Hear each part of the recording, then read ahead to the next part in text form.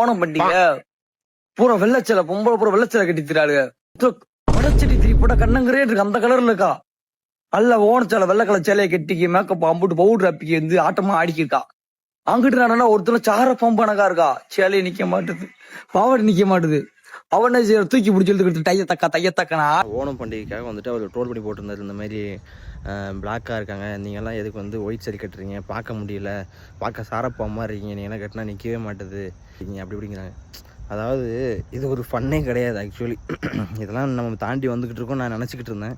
ஏன்னா சில பேர்லாம் மீம்ஸ் போட்டுட்டு இருந்தானுவோ, இதே மீம்ஸாக போடுறானுவோ. நான் இவர் பேசுகிறத தவிர்த்து நிறையா பேர் மீம்ஸாக பார்த்தேன். இந்த மாரி வந்துட்டு பார்க்கறதுக்கு கன்றாவியாக இருக்கேன், நீ எல்லாம் இது பண்ணலாமா, டிஎன் தமிழ் கேர்ள்ஸ் வந்துட்டு இந்த மாதிரி சேரீ கட்டிட்டு பார்க்க முடியல, எத்திரலாம் போல இருக்குது அப்படின்னு சொல்லி கவுண்டமணி செந்தில் அந்த மாதிரி காமெடியெலாம் போட்டு ட்ரோல் பண்ணி மீம்ஸ் போட்டுட்டு இருந்தானுவோ. எனக்கு என்னென்னா புரியவே இல்லை. ஏன்டா இதெல்லாம் காமெடி நினச்சிட்டு இருக்கீங்களாடா? சமூக வலைதளங்களில் இந்த மாதிரி சம்மந்தமே இல்லாமல் இந்த மாதிரிலாம் இன்னும் போட்டுட்டு இருந்தீங்கன்னா, நீ காலேஜ் வேறு போகிறேன்றீங்க. எனக்கு புரியவே இல்லை. காலேஜ் போகிறீங்க, பட் இந்த மாதிரி ஒரு ஆஃப்டர் ஆல் இந்த நாலேஜ் கூட இல்லைனா எப்படி ப்ரோ? ஸோ இந்த மாதிரிலாம் போடாதீங்க, தேவையில்லாதது. ஏன்டா நீங்கள் சிம் பண்ணுறீங்கடா, நீங்கள் அதர் ஸ்டேட்டு, ஆக்சுவலி நான் ஸ்டேட்டெல்லாம் பிரிக்கலை, பட் சொல்கிறேன், அதர் ஸ்டேட்டை நீங்கள் சிம் பண்ணிவிட்டு நம்ம ஸ்டேட்டை நீங்கள் இது பண்ணுறீங்க. அது ரொம்ப ரொம்ப மோசமான ஒரு கேவலமான ஒரு மனநிலை.